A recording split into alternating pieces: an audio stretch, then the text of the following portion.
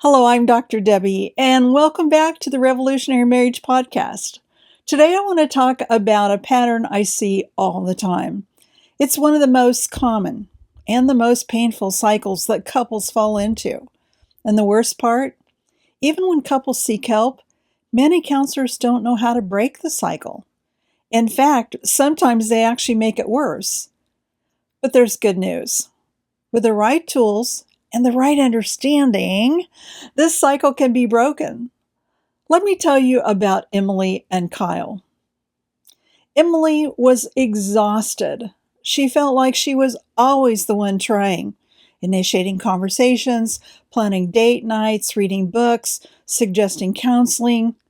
But no matter how kindly she tried to express her needs, Kyle would shut down, pull away, or get defensive. To Emily, it felt like he didn't care. To Kyle, it felt like she was always disappointed in him. And so they lived in this heartbreaking loop. She pursued, he withdrew. She felt rejected, he felt accused. And both of them silently wondered, how much longer can we go on like this? Now, here's the thing. Kyle wasn't trying to be distant. He wasn't trying to hurt Emily. He just didn't know how to stay engaged when everything felt like an attack. He didn't have the words for what he was feeling. So he defaulted to silence. And when their counselor encouraged Emily to keep sharing her feelings, Kyle felt more and more like the problem. He dreaded every session. Now, meanwhile, Emily doubled down. She tried to fix things between sessions. She kept encouraging Kyle to behave the way she thought he should behave, but her attempts fell flat. No matter how hard she tried to make him understand, he shut her out. And in their case, instead of helping them break the cycle, therapy actually made it worse, because now Kyle had two people telling him he was the problem. Some marriage counselors do very good work, but the counselor Emily and Kyle were working with didn't take Kyle's experience into account. Instead, he took the same stance Emily did. He only saw the result of their disconnection, not the cause. And being male himself, you might think he would have recognized the gender dynamics at play. But this was his blind spot. It is for a lot of male therapists. As a former professor and clinical psychologist, I've trained many therapists over the years, both beginners in grad school and seasoned mental health professionals. And here's the truth. Studying gender differences was never included in their education. It wasn't part of their training either.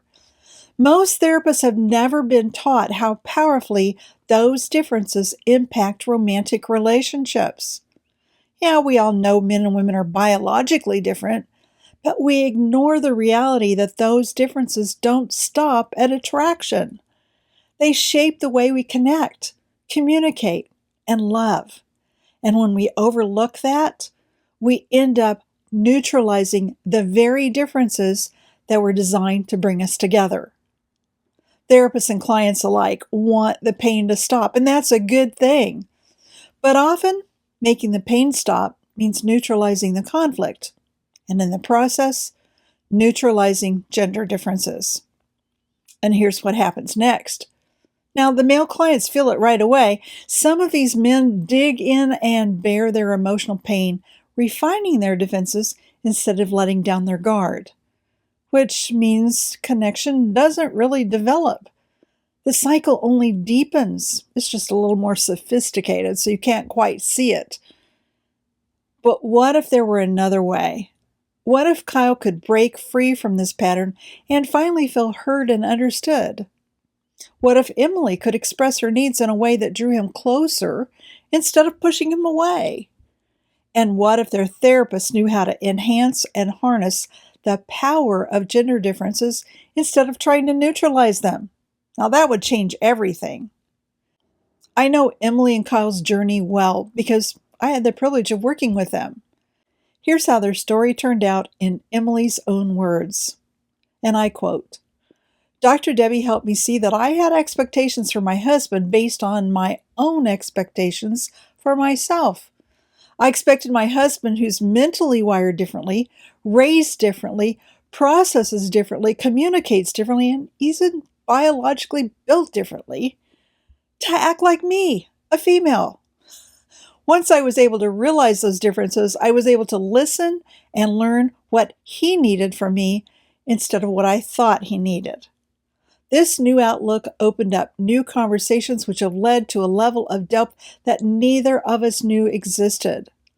We're extremely grateful to Dr. Debi for showing us the tools we need to love each other, respect each other, and take care of each other. End of quote. Yep, that's what happens when couples stop fighting against their differences and start learning how to use them to strengthen their connection. Emily and Kyle aren't unique. I've seen this pattern in countless couples. Good people, trying hard, but missing each other nonetheless, because no one ever taught them that men and women experience love differently. And here's the tragedy. When those differences are ignored, both partners end up hurt. Both feel like the other is the problem, and the marriage gets stuck in the same cycle, year after year. But here's the hope. When those differences are understood and honored, the cycle breaks naturally.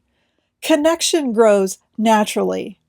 The spark returns with vim and vigor. That's why I created the Breakthrough Marriage Plan. After decades of working with couples, I knew something had to change. Couples needed more than quick fixes. They needed more than communication tips or exercises. They needed to actually understand the deep, God-designed differences between men and women. Not to neutralize them, but to harness them. To use them as a bridge instead of a barrier. That's what the Breakthrough Marriage Plan is all about. In this workshop, you'll discover why men and women so often misinterpret one another, how to create emotional safety so your conversations actually bring you closer instead of pushing you apart, and simple shifts that reignite connection without adding more to your already busy life. How does that sound? Well, this is the first step in building the extraordinary marriage you deserve. So let me ask you, do you ever feel like Emily? Always trying, always initiating, but feeling like nothing changes? Or do you feel more like Kyle, shutting down, pulling away, because it seems like no matter what you do, you can't get it right? If so, you don't have to stay stuck in that pattern. You can feel heard. You can feel wanted. You can feel deeply connected again, and it starts with understanding. It starts with working with your gender differences, not against them.